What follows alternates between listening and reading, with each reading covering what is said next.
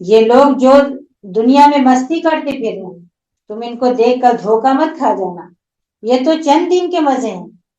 ان کا عیش، ان کا آرام، ان کی زندگی،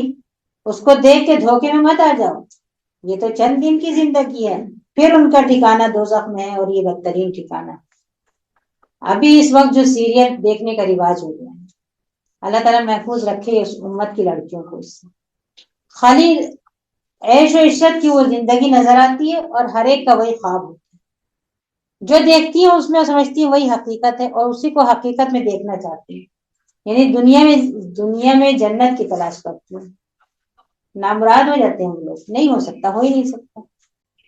تو ان لوگوں کو دیکھ کر ایک دفعہ یہ آیت دماغ میں لے کر آؤ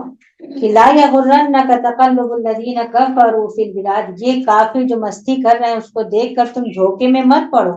یہ چند دن کی زندگی ہے، ان کا ٹھکانہ دوزخ میں ہی بدترین ٹھکانہ ہے،